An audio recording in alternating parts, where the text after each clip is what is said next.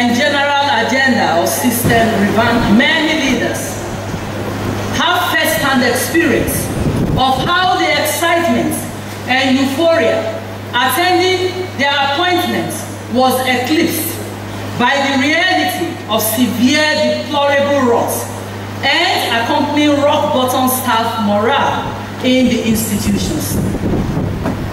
But rather than being intimidated and deterred by such overwhelming negative reports, some chief executives have turned the reports to launch paths for transformation and rejuvenation of their establishments, just as we have done in this institution.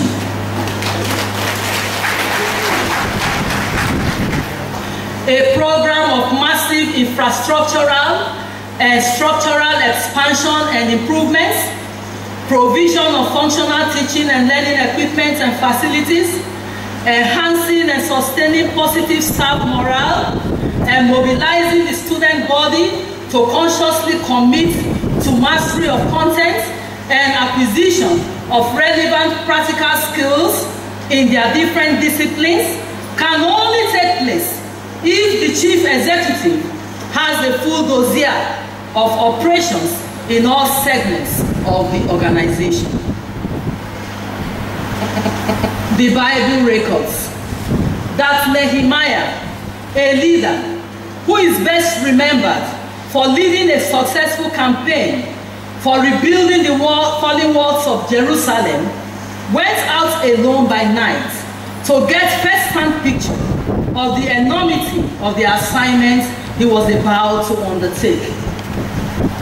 This singular incident turned out to be critical to the recruitment of personnel, ascription of duties, allocation of material, and other resources required for their projects.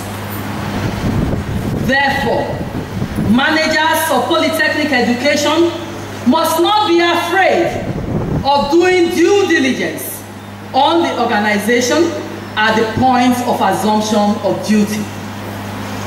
Of course, the exercise may be misconstrued as witch hunting of one's predecessors. But let the conscience be clear that due diligence is a veritable process of getting reliable data on the as-is status of the institution over which one is assuming rectorship. Quality assurance and evaluation of students' learning outcomes. Evaluation of students' understanding, quality of learning, and general competence, theoretical and practical, is done through the age-long practice of subjecting students to a regimen of written, practical, and oral performances in a formal, consciously controlled environment. To give students a fair chance of doing well, 40% for humanities, 30% for engineering, of the maximum scorable mark is accounted for in tests, quizzes, assignments, and other forms of measurable over student behavior that can be interpreted as evidence of learning. A student's final performance placement is the cumulative aggregate of at least 4 semesters' work. However, a number of structural and human factors exert significant interference on this sensitive process and can challenge the reliability, objectivity, and validity of the resultant classification of performance. Subjectivity is a major factor that confounds evaluation of academic learning and character development. Every institution has its point of emphasis, usually expressed in its motto. It is for learning and character in Auchi Polytechnic. To mitigate the factor of subjectivity in evaluation of students' learning outcomes, it is necessary to recognize and make adequate financial arrangements for external moderation of examination questions and marked scripts. Not only this, management must ensure there is a machinery that collates observations and remarks by external examiners for the purpose of improving the evaluation process. This enhances the validity and reliability of the certificates awarded. It reduces the chance of fraud in the categorization of performance of students into distinction, upper credit, lower credit, or pass. Through proper planning and prudent management, this external moderation exercise can be carried out in the first and second semesters instead of only second semester, as it is done in many institutions. In addition to this internal quality control measure, teaching staff should be assigned courses and classes to teach on the basis of academic qualification, area of specialization, and experience. A system must decide whether its best experienced staff should teach at the lower or higher levels. Either way, there are obvious advantages. Also, there is good sense in assigning junior and new lecturers to understand or understudy and assist their senior colleagues in teaching, conduct of tests and quizzes, and supervision of student projects. This measure helps in inducting the new entrants into the methods, practices, and behavioral patterns operational in the institution. We have complemented this with periodic training of all academic staff in basic pedagogy. The quest for total quality should involve the institution's alumni body and employers of polytechnic graduates. A robust Fraser study program and productive liaison with employers of our polytechnic graduates offer a return look for feedback information needed to improve quality and quantity of learning in the polytechnic. Otherwise, we will be guilty of either devising solutions to non-existent problems or devising inadequate solutions to existing problems. Managing diverse workforce. The challenging composition of the workforce and its dynamic pace is a topical issue in human resource management. With the changes come increased responsibility for the supervisor to understand and deploy effective and productive ways of managing that diversity for attainment of organizational goals. Workforce diversity can emanate from the following factors, among others: culture, gender, disability, religion, age, and marital status. For the purpose of this presentation, I will emphasize just 3 factors. Religion. A chief executive must guard against the religion trap in appointments, allocation of functions, and conduct that can be misconstrued to appear to promote particular religious sentiments. Let selection parameter or parameters for appointment be clear and fairly predictable, a blend of competence or performance, integrity, and maturity. If this is done, it becomes difficult for any staff to sustain allegation of discrimination on the grounds of religion. Age. Diversity on the basis of age is beginning to be prominent in the polytechnic workforce. Today, a good number of people become workers in the polytechnic, just as it is everywhere else, at a comparatively younger age than in the preceding generations. First, we have some teaching and senior non-teaching staff in their early 30s or late 20s parading the polytechnic workspace. Conversely, workers now have till they attain 65 years of age to stay on the job, courtesy of the new Federal Service Act. This is without prejudice to the number of years of service already put in.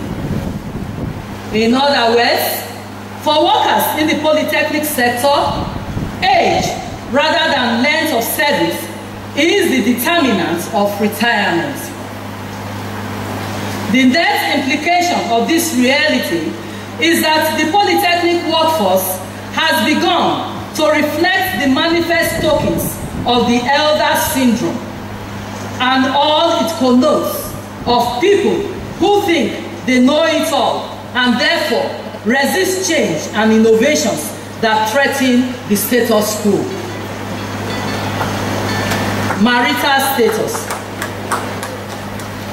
There is really nothing unusual about the fact that staff now marry staff, and spouses of staff also do become staff.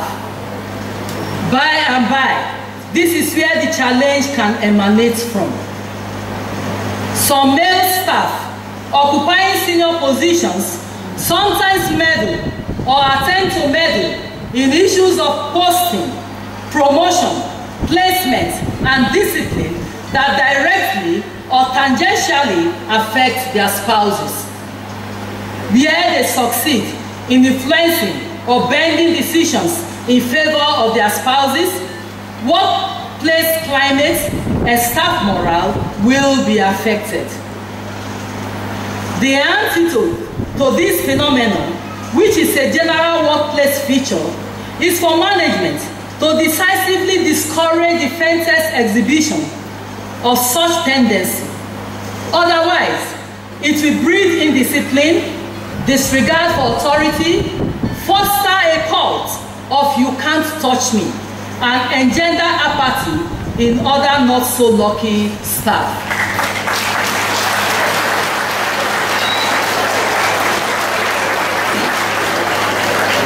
The ICT challenge.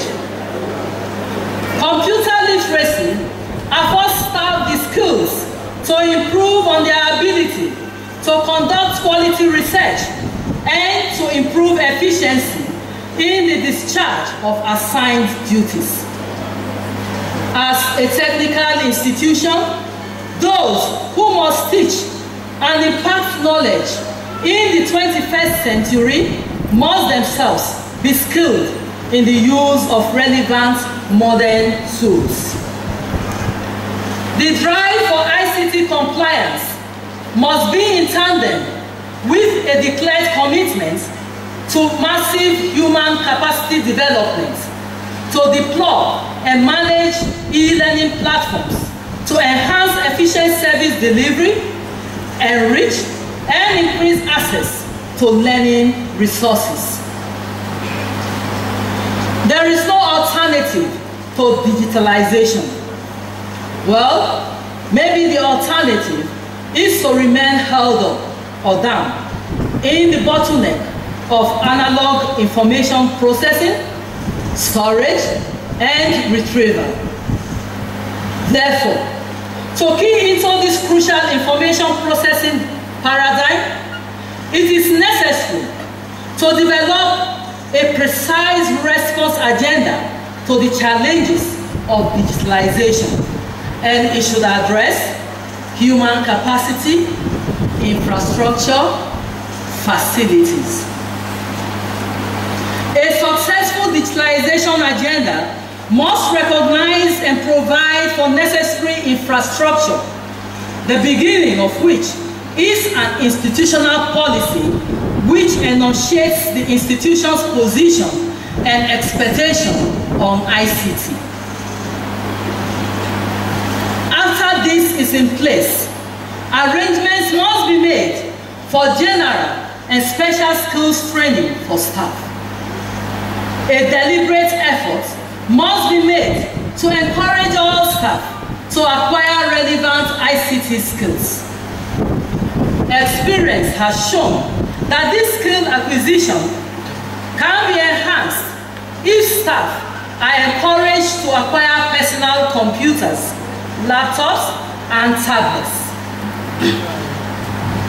Collaboration and mediation with Omatech, RLG, Zyloc ICT companies have enabled the Polytechnic more than to provide for lecturers and staff more than 1,000 of staff of the Polytechnic acquiring personal ICT appliances. In addition, series of segmental training and workshops have been organized for staff to acquire, refresh, and upgrade their ICT skills. To give momentum to this digitalization drive, it is necessary to remove all alternative information processing methods. Today, typewriters are not found anywhere in Auchi Polytechnic, except in the Works Division, where we have them stacked, awaiting evacuation by interested buyers. We have created a directorate of management information system. It coordinates, collates, processes, and stores students' academic records from the point of post-UTME to graduation and eventually to issuance of transcripts. It also manages the school's broadband, intra, and internet facilities.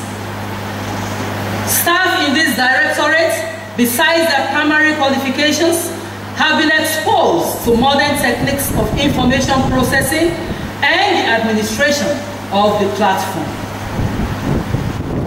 Human capacity development.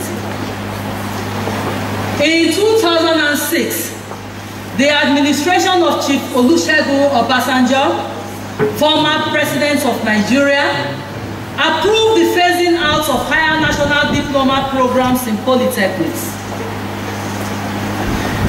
It also approved the restructuring of programs on offer in polytechnics to only ordinary diploma, after which the products proceed through direct entry to university for degree programs. Further, the government had also approved the redesignation of Kaduna Polytechnic and Yaba College of Technology to city universities to run programs leading to Bachelor of Technology degrees. Federal polytechnics, including Auchi, were annexed to the next federal university.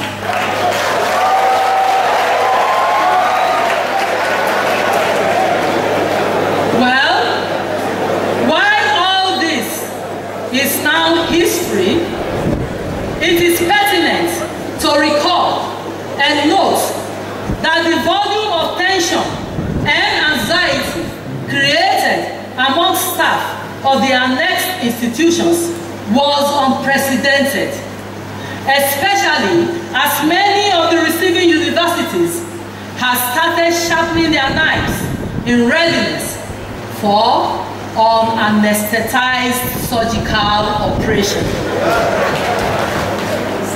Many staff suddenly were hit by the realization that their qualifications then did not fit them to function in lateral positions in a university system.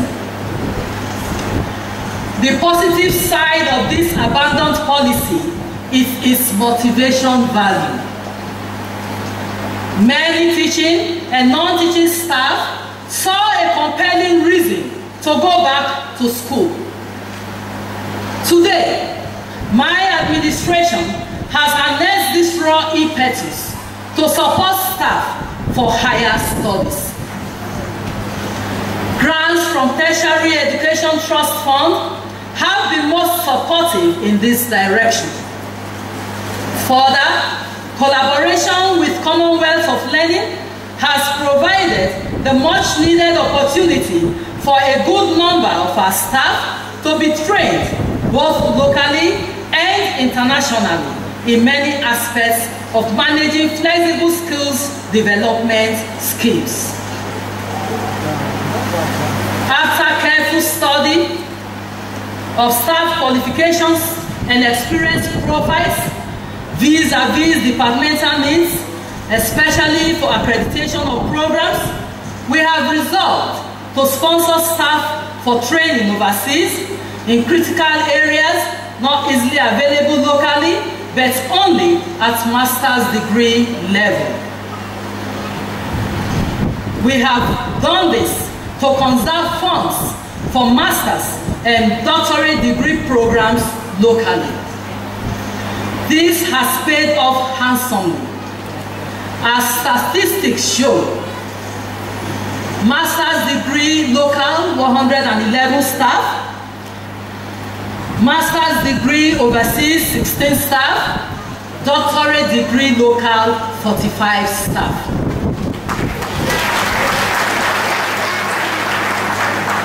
Moreover, every year, in the last 5 years, we have sponsored staff to local and international conferences and workshops to broaden their knowledge base and create opportunity for collaboration and networking along professional, specialization, and even human interest lines.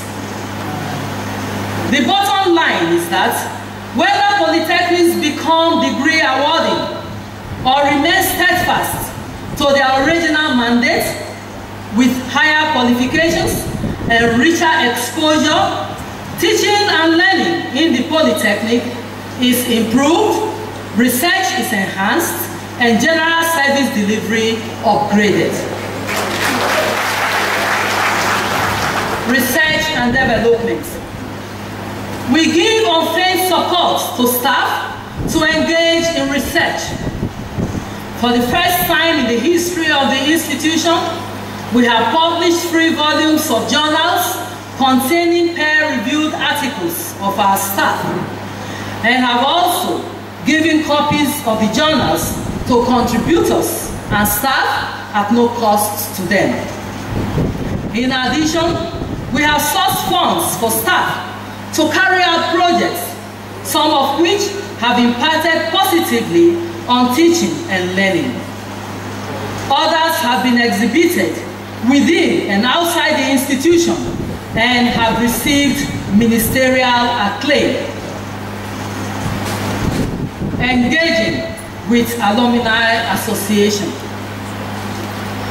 Alumni groups constitute a critical resource base in the effective management of polytechnic education, as has been demonstrated by some secondary schools and universities.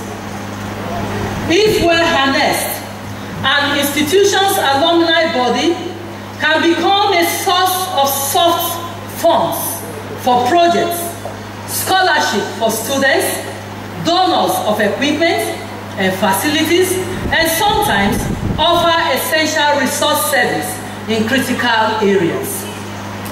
Besides, they are good partners in provision of opportunity for students during the mandatory Students' Industrial Work Experience Scheme. It is necessary to engage this group with respect and recognition in order to create a platform for the members to offer something worthwhile to the institution in return for the nurture and nourishment they received. Auchi Polytechnic Alumni Association has been exemplary in this regard. It is currently constructing a story building as drawing studio for the use of students of engineering and environmental studies. In addition, the group has launched funds for the construction of a 500-seater lecture hall. Thus, we have built a database on our alumni resource. The IGR drive.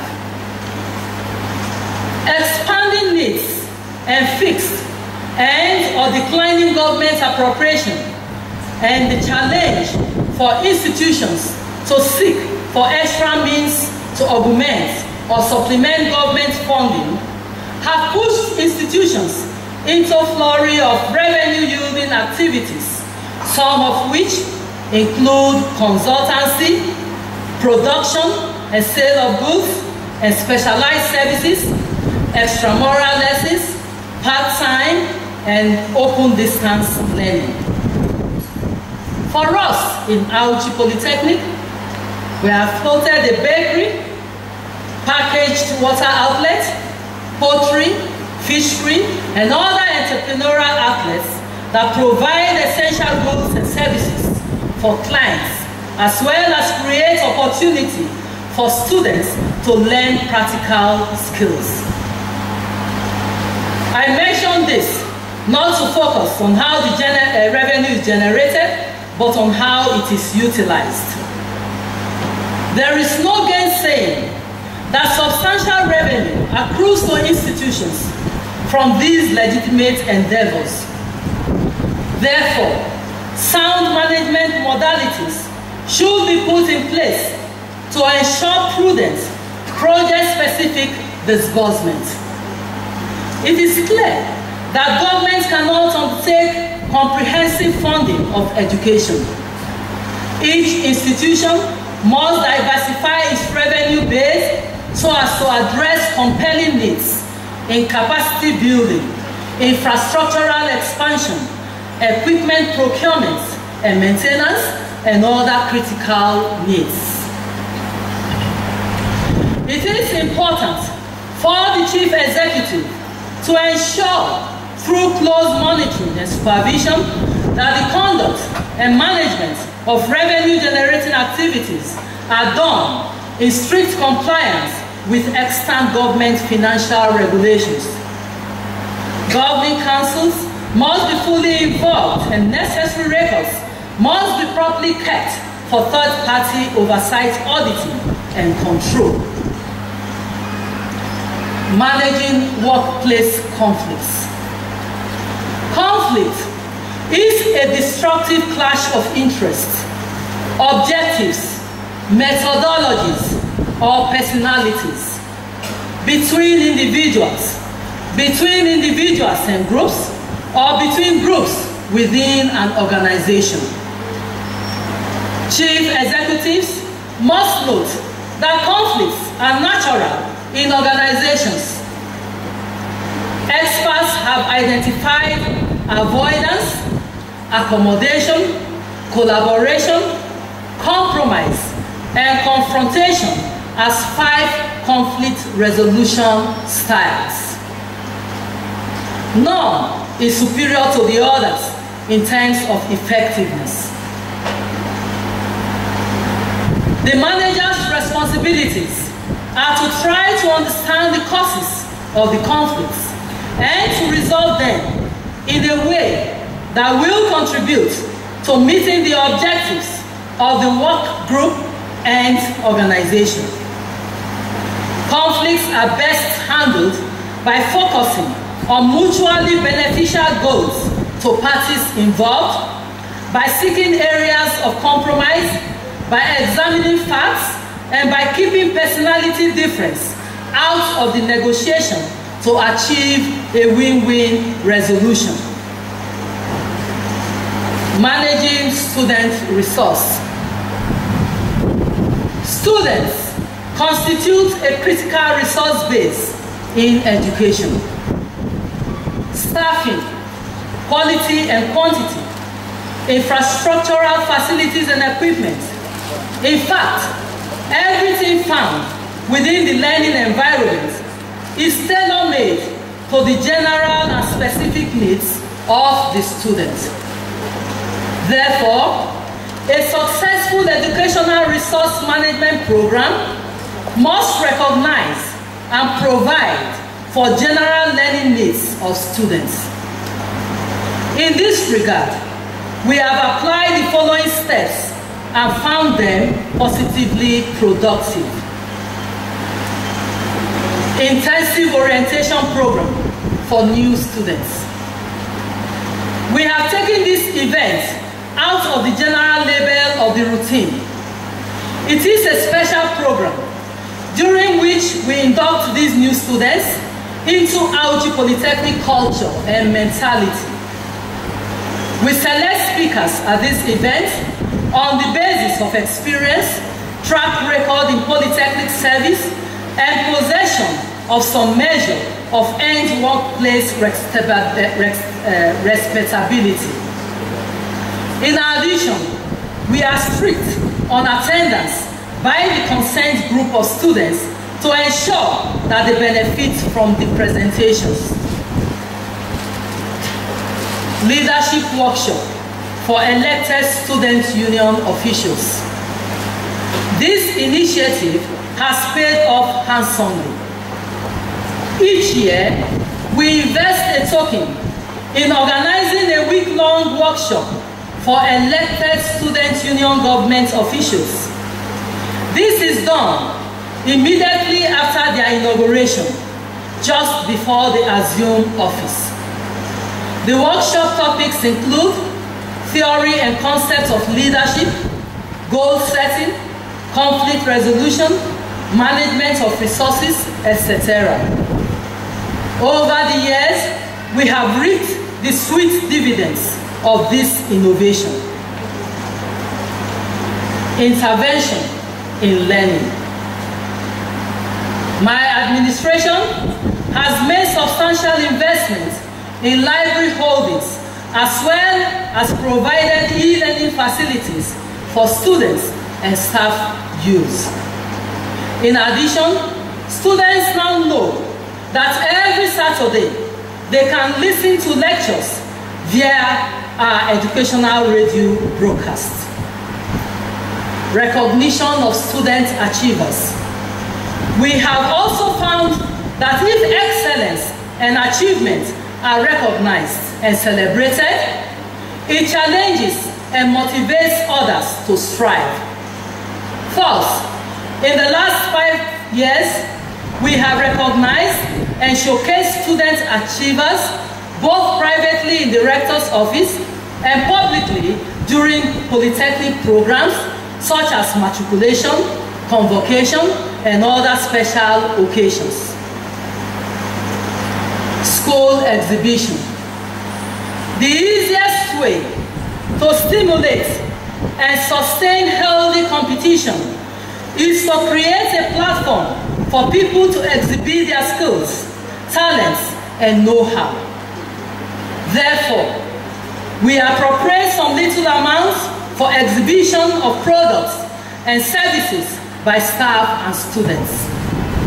This move has sparked off intense competition among the schools, not just for the monetary prizes attached, but also for the shared joy of attention given to their products and services during the inspection. Incubation of exceptional entrepreneurial talents. The best approach to encouraging entrepreneurship among students is to create a learning environment rich in motivation, practical application, and patronage of learned skills.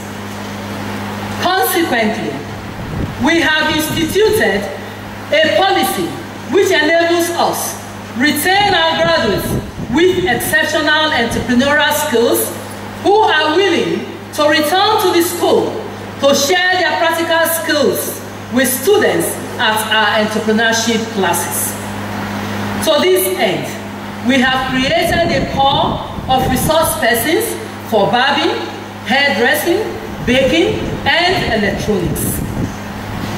Revenue generated from these endeavors is shared equitably. Representation as student programs. We also use the opportunity of student programs, academic and social, to have school management represented. Apart from moral encouragement and solidarity value of such representation, it also helps to keep students' acts of exuberance under check. Student union elections. This is a very critical and sensitive aspect of managing educational resource. Over the years, we have evolved a system that allows students to run their elections free from interference. Management, as a policy, stays clear of the process leading to nomination and screening of candidates and the eventual voting. Representatives of students, state security service, student security outfit, and staff advisors are members of the screening committee. Before election day, enough voting centers would have been created so that crowds of voters do not build up anywhere on the D-Day. Besides, each candidate must have his or her representative at each polling center, and the ensuing result countersigned by all agents. There is no longer final counting of votes, which used to last throughout the night. Instead, signed results from the different voting centers are collated, summed up, and announced. In 5 years, this template has produced credible union officials, which has been a key factor in the stable calendar the school has run for 5 years.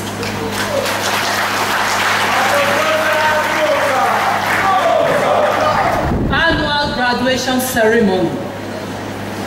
At a combined convocation ceremony for 5 sets that we organized in 2009, we saw the need for us as an institution to redeem our institutional integrity by organizing annual convocation for our graduating students. Since then, we have not only organized yearly convocation, but we have also ensured that certificates are ready for collection on the day of the ceremony. Now, succeeding final year students not only look forward to graduating, but they also do everything possible to ensure the academic calendar stays on course. Conclusion. Mr. Chairman, sir, distinguished guests, ladies and gentlemen, I have attempted to show in this presentation that successful, efficient, and effective management of educational resource in the context of polytechnic education is the body of leadership. Even though the visitor and governing council exercise supervisory control, the real-time, day-to-day, nitty-gritty of planning, control, implementation, monitoring, and evaluation of programs is the unenviable lot of the rector and her management team. It is the rector's body to put together a program that provides appropriate response to the results of analysis of strengths, weaknesses, opportunities, and threats, which should have been undertaken at the point of assumption of office. Such a program should provide a template for addressing the needs of the different publics: staff, students, labor market, and general public. Finally, let me end my presentation with this checklist of characteristics which are found in schools that educate: participatory decision-making, free information flow, team spirit prevailing, encouragement of creativity in staff and students. Mr. Chairman, distinguished guests, ladies and gentlemen, all these characteristics and many more are in Auchi Polytechnic, where we are able to manage available human and material resources to build a school that educates.